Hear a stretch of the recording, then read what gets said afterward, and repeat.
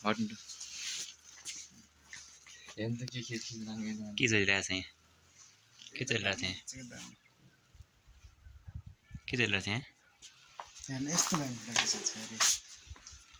यो निदा खिच्नुहोस् हेर्नु त किन आफै नै जानु त तपाईँहरूले यो उहाँको राम्रो खिच्नु रहेछ फोटो हेर यो आवी निकाल्नु माथि स्कुल र अलि त तपाईँ के अरे यहाँको नाम सुभाष सर तपाईँ अलि त के अरे यहाँको नाम तपाईँको नाम मैले सबै सोच आत्माराम हाम्रा पार्देजी भनेर सम्झिँदै मैले बोर्डको सिधा तल बस्नु कि त्यो बोर्डको सिधा तल हाई पार्देजी तपाईँ भन्नु त हाई भन्नुहुन्छ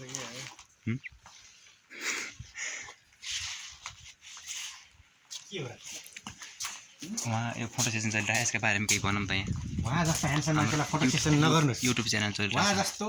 ह्यान्डसम मान्छेले फोटो हालेर अपलोड गर्न त हामी त कहाँ जाने त हामी कहाँ जाने हामी उहाँ जस्तो ह्यान्डसम मान्छेले फोटो राख्न भएन त एबार डिलिट गर्नुहोस् होला भर्खरै डिलिट गर्नुहोस् यता तपाईँको अभिमत के छ यसमा तपाईँको अभिमत के छ यसमा भन्नुहोस् म यहाँको सुन्दरता देखेर उहाँको ठिक छ अहिले हामी यो फोटो सेसनमा छौँ तपाईँले यहाँ यो गफुङ्गा आधारभूत विद्यालयको बोर्ड देख्न सक्नुहुन्छ हामी ठिक यो गफुङ्गा आधारभूत विद्यालयको यो प्राङ्गणमा छौँ र फोटो सेसन कार्यक्रम भइरहेको छ हाम्रो फोटोग्राफरमा दाङका एउटा हुनहार दक्ष योग्य एउटा प्राथमिक तृतीय श्रेणीको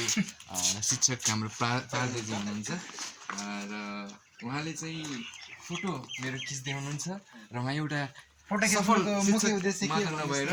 उहाँ चाहिँ एउटा राम्रो फोटो खिच्नुको फोटोग्राफर पनि मुख्य हुनुहुन्छ उद्देश्य किन भन्नु पर्ला के उद्देश्य बताउनु चाहन्छ तपाईँ किन त खिच्ने फोटो कसलाई हाल्दैन नि फोटो किन खिच्ने भन्दाखेरि कसलाई इम्प्रेस पार्नु छ फोटो एउटा जीवनको एउटा इतिहास बन्न सक्छ हामी कालान्तरमा हामी बुढो हुन सक्छौँ होइन